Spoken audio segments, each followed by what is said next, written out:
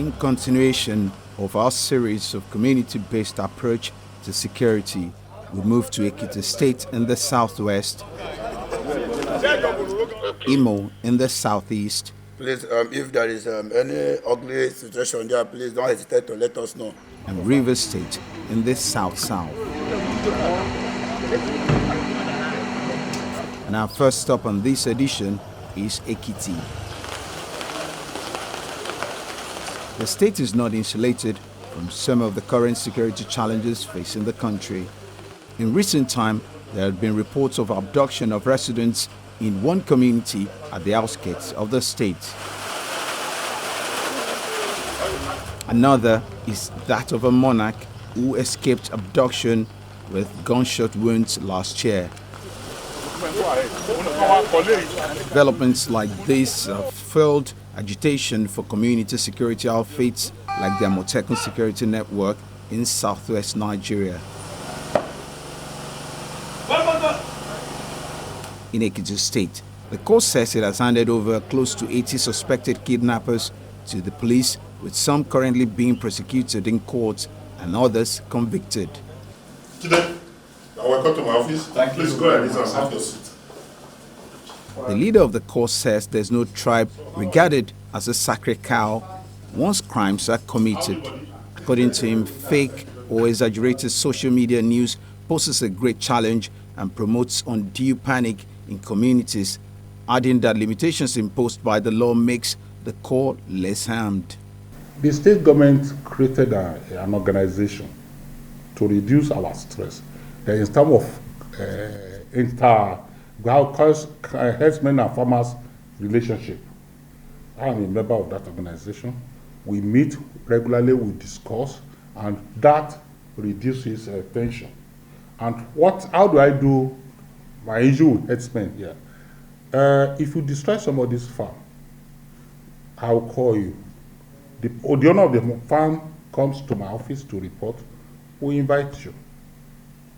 In inviting you, we hold what we call collateral.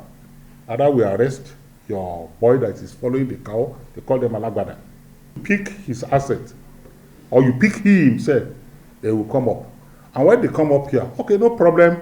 You say your farm was destroyed. You say this and this. Oh yeah, you go. One of my operatives will go with you. Go and assess what has happened in the farm. You come back. Two of you, because you might be outrageous to say they destroyed 10 million items. I've handled such a case here, and the man ran away. This is what you destroy. This is how much I'll pay. When you agree, you bring yourself to me. We have agreed though. You pay the man, not me. We snap the picture and some other thing we keep as our record. The two of you, we go. The cow will be released to you. The man takes his money, they go. Where you refuse to come or you refuse to cooperate, you pick the cow and send it to state ranch. So the day you are ready, you go to the state ranch. The money they've used in feeding the cows that day, you pay the state government, and you take your cow. You now weigh the two. So that's how we handle that one. The other challenge I think we have is that we people, we hype things on social media, which is not good. When you hype things on social media, you are creating problem for the people in the town. Sometimes they go in, I think, Oniabi, a kidnapping incident took place. Instead of you going to report to any security agency, because we work together. Anybody you tell A will tell B, C, we work in tandem. Instead of going to any security agency's office, you went to social media. I'm reporting live from morning. This is what happened. You don't need to do that.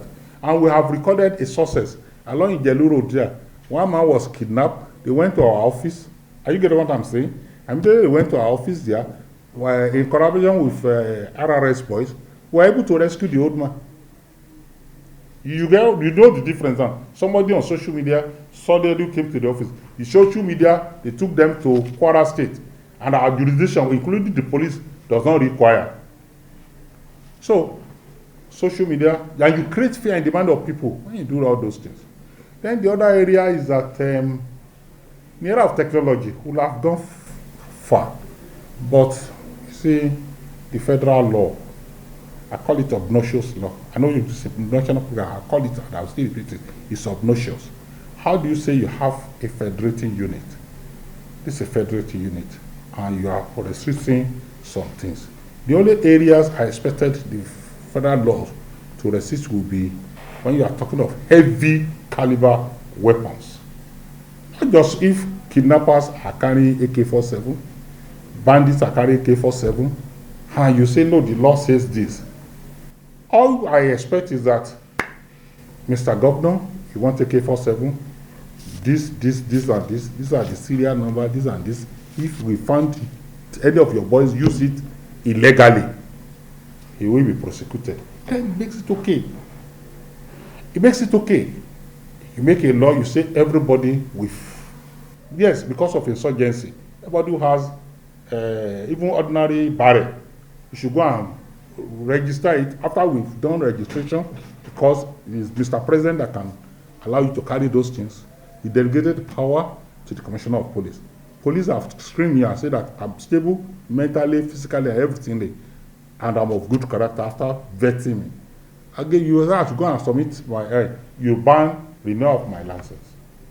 You say I should submit, and I submit. Tomorrow, bandits came, it come, and start blowing their own papa. How do you want me to defend myself? That's part of the obnoxious law I'm talking about. There's no reason why, if a state wants to use AK-47, the governor can apply, then the NSA will the president via NSA gives what we call end user certificate. This is our own security now. And we have other ones we have, they impose them on us. The military was imposed on us. Police, do you dictate who becomes the DPO? Do you know who? Anybody IG say go to Ekiti, go to Odua, go to Osun, go and bring the CP. You cannot say no. But here today, if I misbehave, people will march to the House of Assembly, remove the corps commander. Why? Because it's their own creation. It's Ekiti.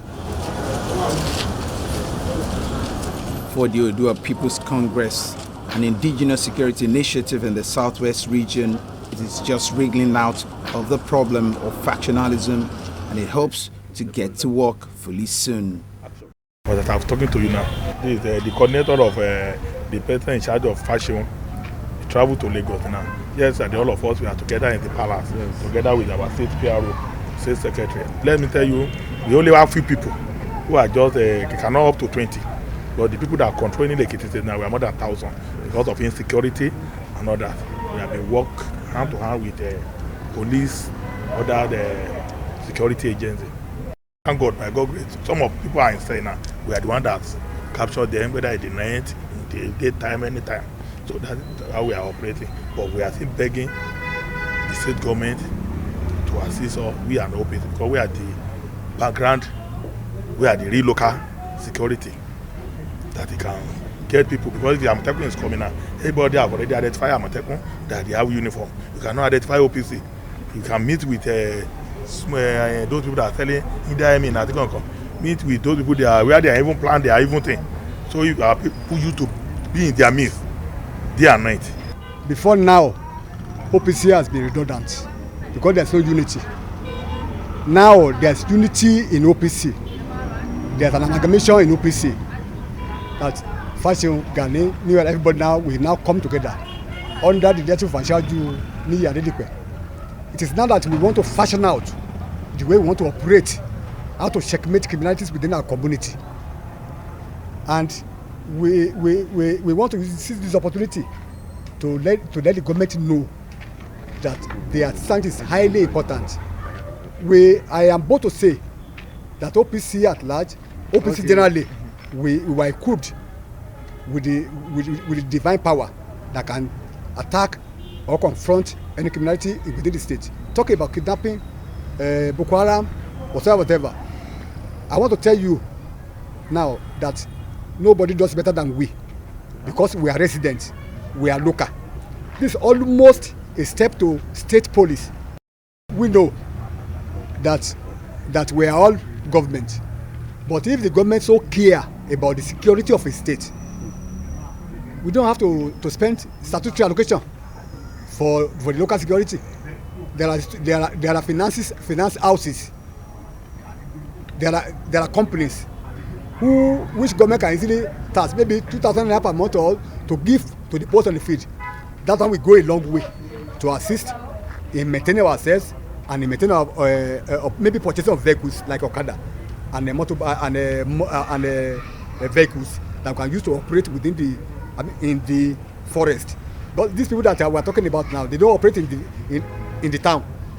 They lay ambush in the forest. But the Nigerian police or law enforcement cannot enter into the forest. OPC can do.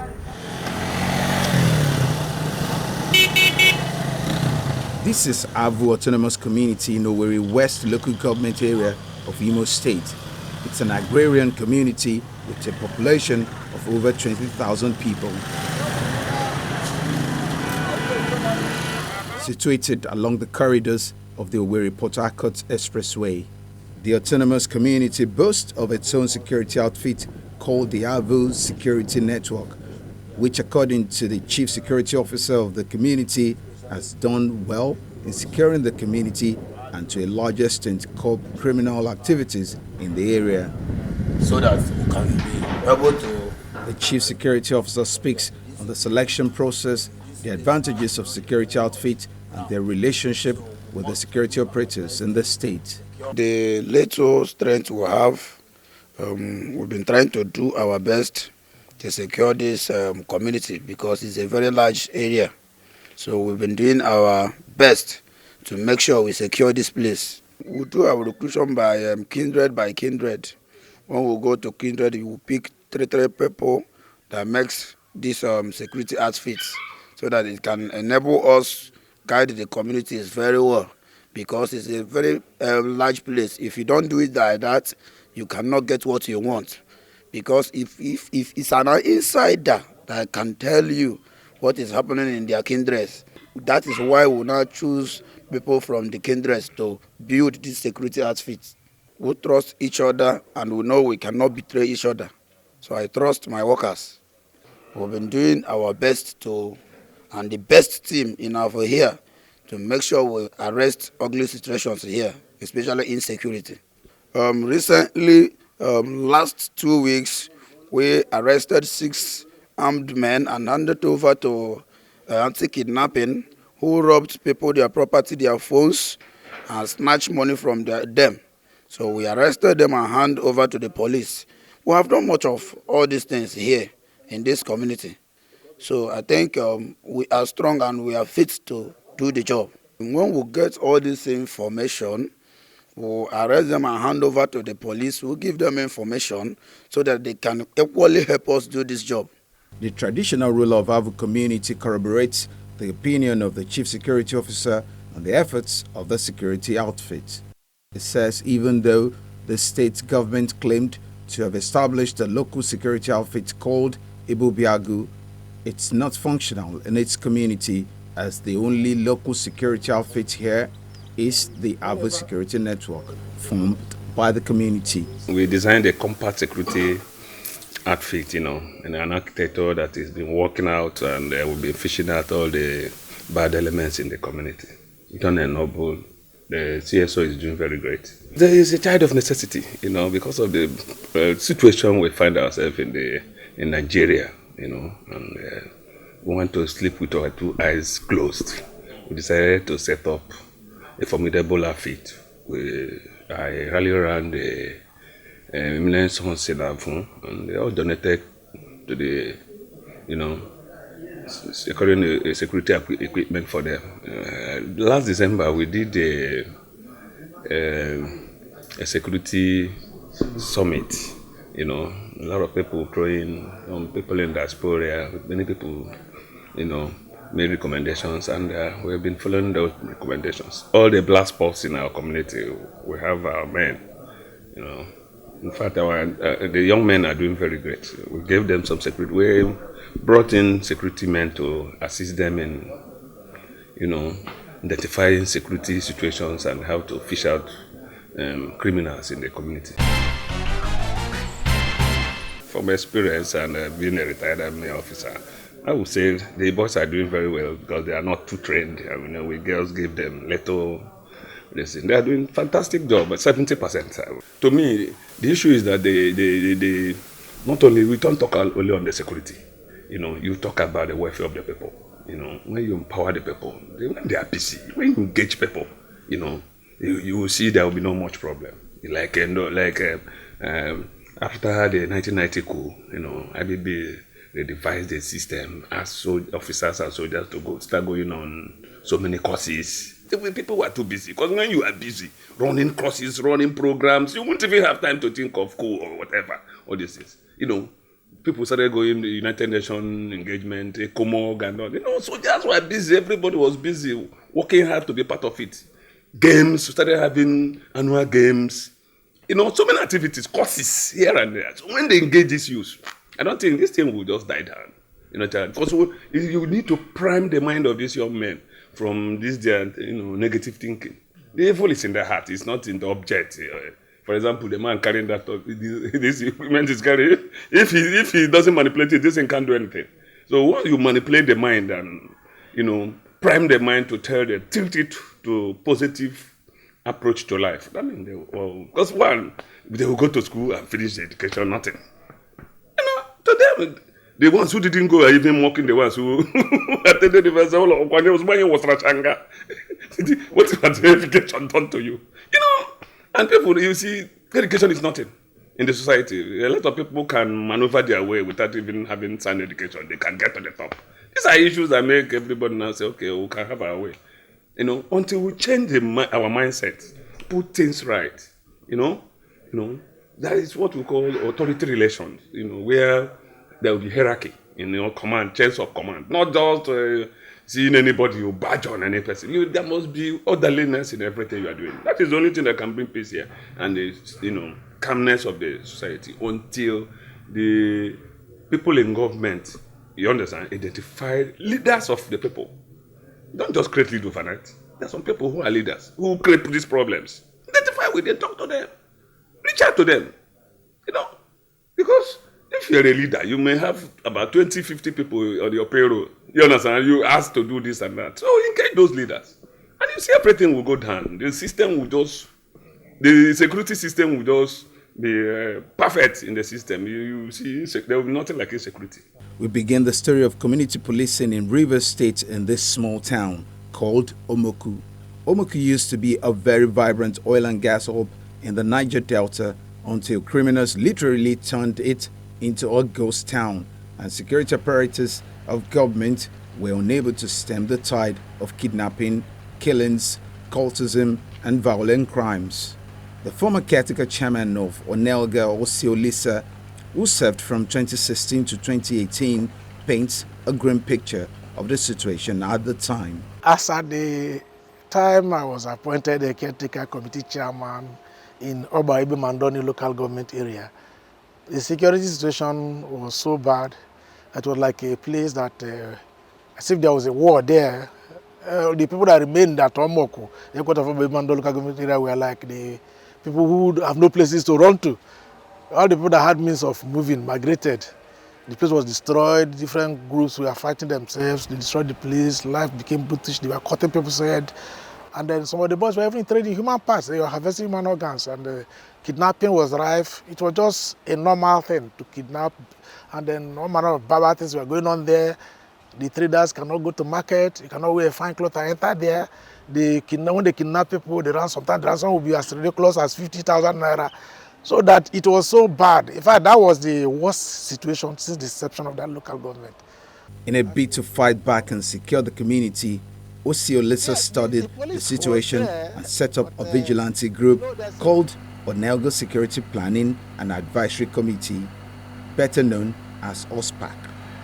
OSPAC is an amalgamation of some former cultists, aggrieved victims of violent crimes, and local hunters, and their aim was to secure their immediate community. So, having realized that the security system had failed and it has collapsed, and I happen to be the chief security officer. So as chief security officer, I must secure the place because I was under oath. To secure the place, to secure lives and properties. And lives and properties mean the lives and properties of the people that that live and do business at Oba Ibimandon local government area. So eventually, I had to call the youth president, or the Omoku Youth Association youth president. They call him Kisli Ogumike. I said, look, my friend, you are a youth. You are the youth president of this place. And the people that are doing this kidnapping and killing people and doing all manner of things are all youths like you. If that, it means that they are your subjects. That if you cannot stop your subjects from killing people, kidnapping and doing all sort of things, I'm going to dissolve you. You know, so I threatened the boy. I gave him some days to come up with a security outfit for amongst the youths. They could not come up with a security outfit among the youths. So and I said, okay, if that's the case, let me now look for those people that were doing those shooting, that were killing and kidnapping. I discovered that there were so many cult groups in the place. And these people that were shooting these guns were people of different cult groups. So I now identified them, invited the leaders of the cult groups to a meeting. So I made them to understand that, I asked them what really were the problems. Why were they shooting themselves? That you are young people. What do you really want? I gave them a window to express themselves, that nobody will hold whatever they say against them. So after talking to them, that look, I am here for real, not to play pranks on them. Eventually, they saw the level of my commitment, you know, and sincerity. They now said that they are ready to work with me. I said, okay, now that you know how to shoot gun very well, you will now help me to secure this place. You will now join me and fight against the people who want to destroy the place, because it's your home, it's my home. We don't have another home other than this.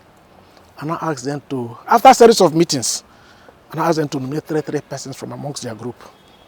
Then I look for ex-servicemen, look for other volunteers too, and the hunters. Put their names together, came to my law office at 23 on Hato Street, screened them. After screening them, we now transformed them into a security outfit. When we visited Omoku in our first quest to find out what the current situation with the vigilantes or OSPAC is, the local government chairman tells us that the operatives are funded by the local government council, even as he reiterates that the huge success recorded have been the spread of the OSPAC vigilantes to other parts of the state. The local vigilante was established by law of the local government in 2018. Before this time, the place was not habitable. Everybody was on the run, including myself. I was a victim. I was shot sporadically. I almost lost my life. And then this OSPAC, that is Onega Security Planning and Advisory Committee, that is the acronym OSPAC, then it was established by law of the local government. So they started and they did marvelously well. You know, within that period, the people of Oba Ibimandoni were almost on the run. So many persons left to Port Harcourt, to Warri and all that. Here was not everybody. If you ask somebody, are you from Omok or are you from Onega, they would deny, you know, their birthplace. So when they started, they did marvelously well. You know, rescued so many persons that were kidnapped into the bush. Some criminals, hoodlums, all these cultists and all that, they were on the run because of OSPAC. So OSPAC did very, very well, and the people of Oba Ibimandoni embraced their activity. Very fine. On visiting OSPAC headquarters, we observed young men mostly dressed in black, carrying rifles, milling about the place. Mano, who heads OSPAC, or Commander General, as they call him, tells us that rather than being a competition, they are more of a complement to the efforts of the police and other security agencies. He also debunks allegations of extrajudicial killings by his men, inviting anyone with such information to come forward and speak up. We complement the police. We work in synergy with every security agencies. You should know that OSPAC is a home-grown organization. There is no transfer. There is no leave. If you go to Emohua, for instance, it is the indigenes of Emohua that are OSPAC. If you go to any community where you find OSPAC, you find out that it's made up of the indigenes. Whether they are from there or not, but they are indigenes, because these people, for you to be a member of OSPAC, you are being nominated by the local government, the council of chiefs and all that. So you must be an indigene. Any person that is talking about extrajudicial killing should not be afraid, should come forward and speak out. If there is anything like that, this office does not know. Like I told you, we know our limits. The residents of Amotekun appears to be at home with the activities of OSPAC. They credit them for being the force behind the peace they enjoy in the community. Since OSPAC entered this town, the town is very peacefully. Even when OSPAC is not in this town before, we are closing Okada by 6 o'clock. But since OSPAC is in this Omok now, they are very secure in the town. We are riding in Okada, they break safe, no problem. We are riding back freely now. Like before, we are closing around 6, but since OSPAC has settled, we are closing by 10. Anytime, we are riding freely. Nothing like, there is no thief. OSPAC they around. I make they come back. Before no they come back now. OSPAC they around every time. Omok they good, and OSPAC people they do good for us. It is safe to say OSPAC Vigilante Group is playing its part in the restoration and maintenance of peace and security in this community.